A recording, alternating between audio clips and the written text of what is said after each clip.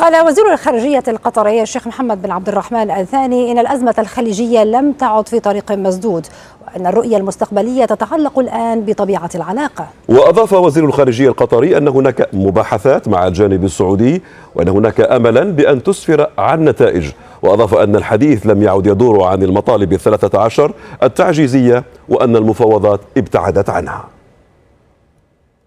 ما حصل في عام 2017 كان تعطيلا للمنطقة، ونعتقد أن تسلسل الأحداث بعد حصار قطر أثرت وقوضت من أمن منطقتنا، ولم تساعد أممنا الخليجية في جهودنا الجماعية. خلال الأسابيع الماضية انتقلنا من الاستعصاء إلى إحراز بعض تقدم، لأن ثمة مباحثات مضت على قدم وساق بيننا وبين السعوديين على وجه الخصوص، ويحدونا الأمل أن تفضي هذه المباحثات إلى إحراز تقدم لنرى نهاية لهذه الأزمة.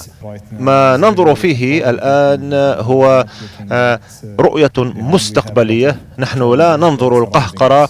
هنالك الكثير من التحديات التي تحيط بنا، وقطر دائما ترمي إلى تعزيز الاستقرار في المنطقة وتعزيز الاستقرار في دول مجلس التعاون الخليجي. أضاف وزير الخارجية القطري أن الأزمة الخليجية انتقلت من الطريق المسدود والمطالب 13 والاستعصاء وغيرها إلى الحديث عن رؤية مستقبلية في منطقة الخليج.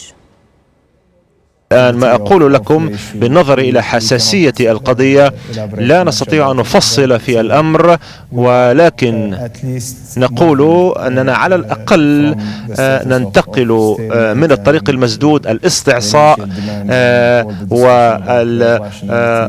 والطلبات 13 وغيرها من التفاصيل. انتقلنا من الطريق المسدود من الاستعصاء إلى الحديث عن رؤية مستقبلية. ولا أستطيع طبعا أن أكشف النقاب عن المسؤولين والدول والأطراف، ولكن ما أستطيع قوله أن هنالك سلسلة من الأحداث حصلت طبعا في ظل الوساطة الكويتية، ونحن نشكر سمو الأمير أمير الكويت وجميع دول الخليج تشكره لاستمرار جهوده والتزامه بجهده.